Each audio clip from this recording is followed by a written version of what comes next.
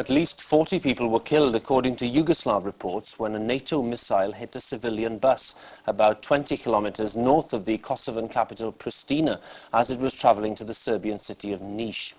In Belgrade, the authorities have confirmed that 3 American servicemen captured at the start of the war will be released tomorrow. However it happened, and we haven't yet had the full NATO account, it was a terrible disaster, the second worst of the campaign in terms of casualties. The bus, a regular passenger service, was hit just as it was crossing the bridge. It broke in two. Some people were burned in the part that stayed on the bridge. The rest fell into the river below. Passengers' belongings were thrown everywhere by the explosion. Then, again according to the Yugoslav version, just as an ambulance arrived to help, there was another attack and it was hit. One of the medical staff was injured. A Western reporter counted 23 bodies, though Serbian television said as many as 40 people may have died. As the details came through, President Milosevic was meeting the Reverend Jesse Jackson about the fate of the 3 American prisoners of war. He told Mr. Jackson that public opinion in Yugoslavia wouldn't put up with the release of the POWs at a time like this. Then he promised to reconsider. He did. They decided unanimously to release the 3 Americans held captive and to allow them to leave with us tomorrow. Altogether, the release of the 3 soldiers is a shrewd move aimed at presenting President Milosevic in a humane light and encouraging Mr. Jackson to campaign for a halt to the bombing. When he takes the 3 men back with him tomorrow, he'll also take new peace proposals from Mr. Milosevic and even an offer of face-to-face talks with President Clinton. The intention must be to pile the embarrassment onto NATO. John Simpson, BBC News, Belgrade. The UN's High Commissioner for Refugees, Mrs. Sadako Ogata, is on the line. Good morning, Mrs. Ogata. Good morning, yes. Is it fair to say that in the last, 24 hours, things have become so bad that you can't really cope on the ground anymore? Well, that's not quite exact, but in the last 2-3 days, the outflow has increased enormously. And this is the existing facilities are being very, very stretched.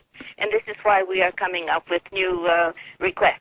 And those requests are for other countries to take in more refugees? Yes. I think what is most difficult now is in Macedonia, where Thursday there was in one day 7,500 refugees crossing. Yesterday, Friday, 5,000, but preceding 2-3 days is 5,000 each.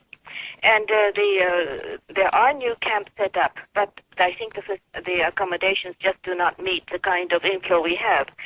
On the one hand, we have also asked for emergency evacuation, especially to countries in Europe. And we were given promises for 85,000 people coming over. The processing is a little bit complicated because you have to airlift these people, and the target was 2,000 a day, but we have not reached it. So we have finally discussed with the European countries. They are willing to continue on with this evacuation, but at the same time seek the assistance of countries such as the United States, Canada, Australia, outside, who have also offered to take these people on a evacuation basis. Have you had the promises you would like to have from Britain? Yes, there has been a promise of offer. At the same time, it is just starting. For how many people?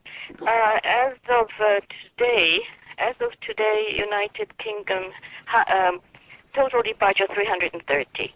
And is that enough? It sounds a remarkably small number given the total figure. We would hope very much that there will be more accelerated departures to United Kingdom and reception, certainly. And can you give me a figure of how many you believe we should take? Well, that is hard to say because it also has to be in terms with what your reception capacity is.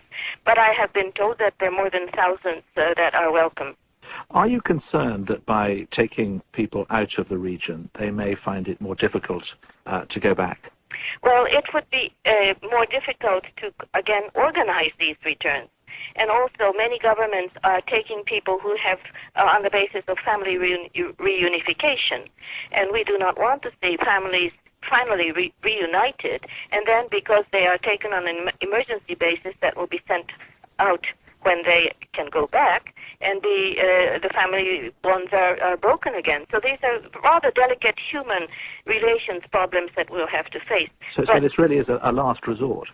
It is, in a way, a last resort. We've never done this.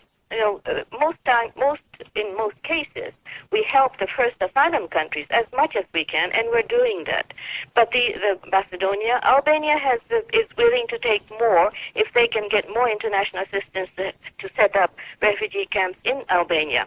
And we are also trying to arrange onward movement from Macedonia to Albania. But even there, the setting up of camps is not really matching the needs that we have. And so a camp that is set up for 2,000 have to accommodate more people. That kind of thing is happening there too.